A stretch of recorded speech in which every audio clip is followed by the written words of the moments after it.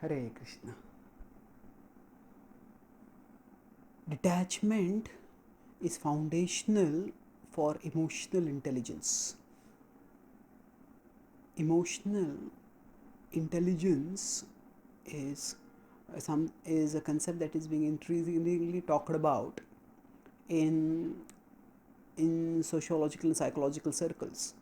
Earlier there was the idea of IQ, intellectual quotient, and now there is EQ, emotional quotient.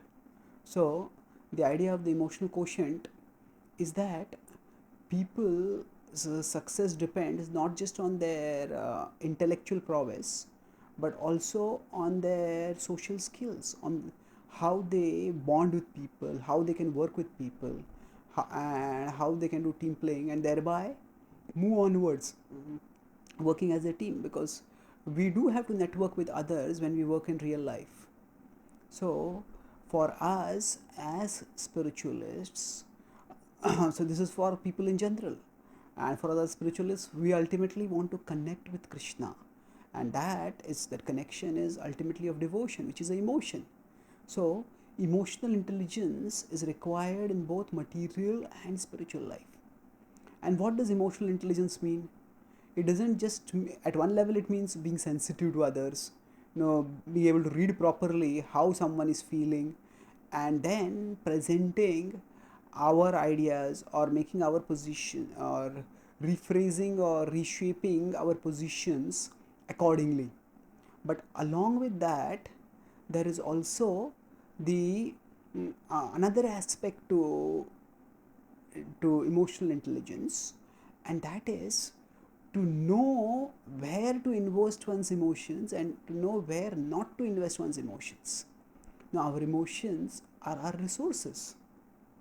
Uh, they are they are of course very deep to us, and usually we use the word resource for things external to us. But still, our emotions are resources in the sense that they they take energy and they are energy.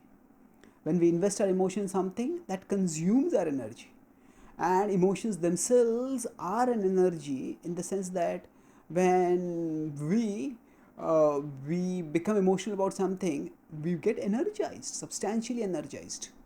So now, just as we check where if our cell phone is getting discharged very fast, and we check what all apps are consuming its power.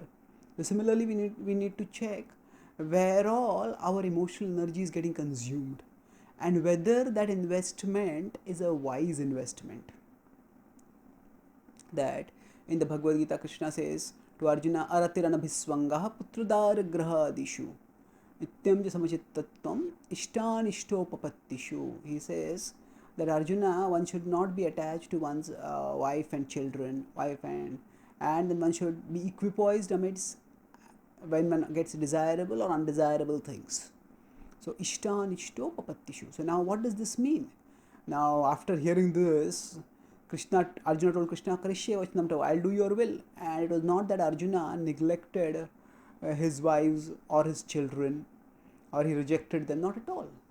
He very responsibly, diligently protected their honor and provided for them. So at the same time, we see that Dhritarashtra, he also heard the same instruction. So Arjuna, when his son passed away, Abhimanyu was killed, he was angry, and he used his anger for constructive purpose to counter the adharmic forces which had atrociously killed that virtuous young prince. In contrast, we see that Dhritarashtra was also attached to his son Duryodhana, and because of that attachment, what did he do?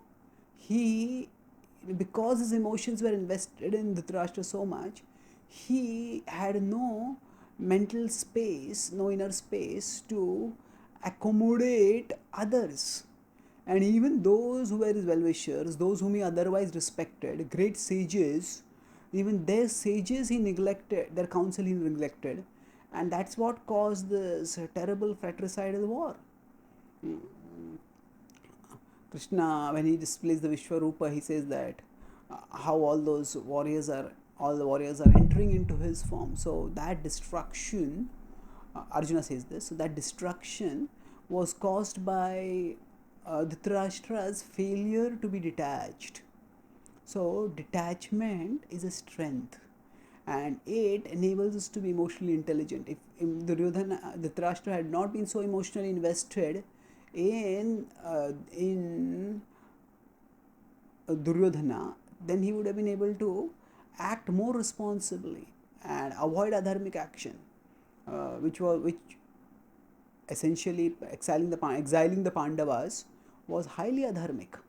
So by recognizing the nature of uh, detachment actually is not about becoming hard-hearted, but it is becoming about hard-headed, so that we can become wise in choosing how we should be acting in our life, where we should be investing our emotions. And if we are if we are caught in a relationship where we are being we are basically Duryodhana exploited Dhritarashtra's attachment to him.